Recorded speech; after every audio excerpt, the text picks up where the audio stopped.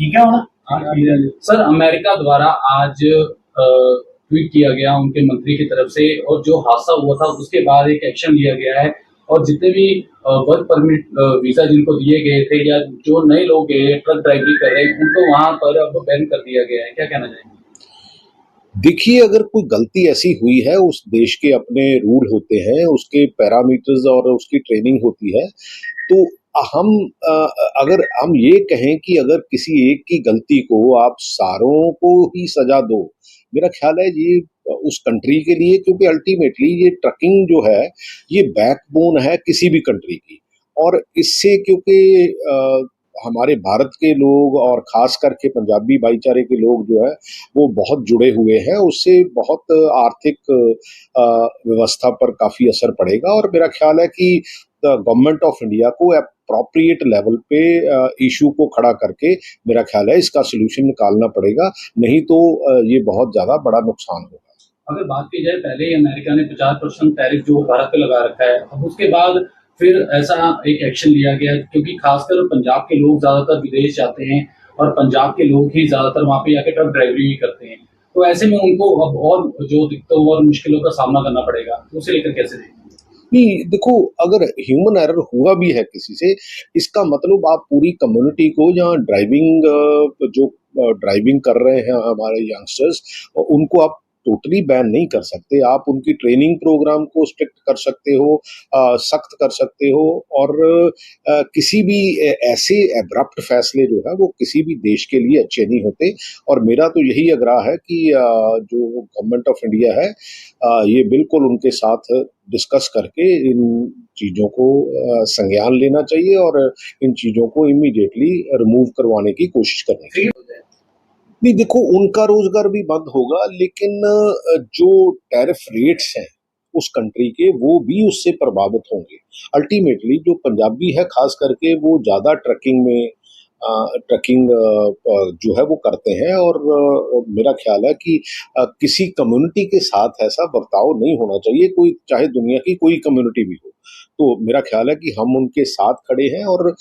जहां भी appropriate level पर ये मसला उठाने की जरूरत होगी हम जरूर उठाएंगे। लेकिन ये भारत के जो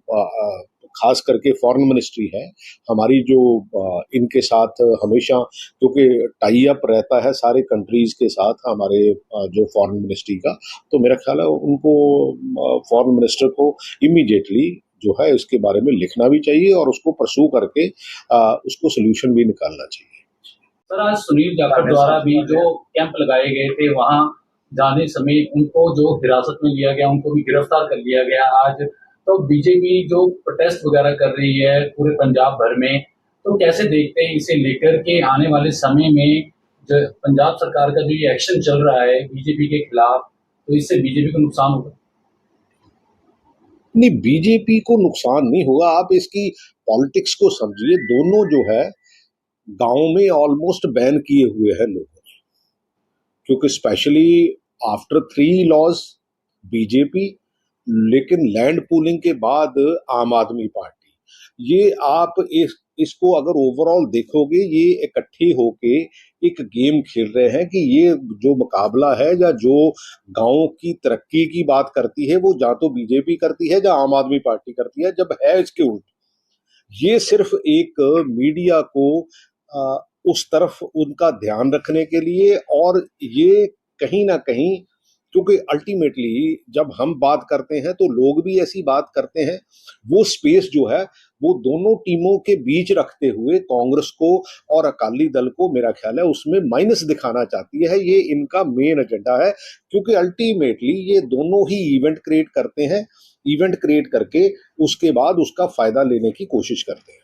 तो जैसे कि आज भगवंत मान गए हैं सुल्तानपुर लोधी मंड क्षेत्र में, जहां बाढ़ की स्थिति है, और उन्होंने अपने मंत्रियों और विधायकों को आदेश दे दिए हैं कि हर जगह जाकर जो इसका जायजा लिया जाए, लोगों की मदद की जाए। तो ऐसे में कांग्रेस कैसे देखती है इसे? देखिए,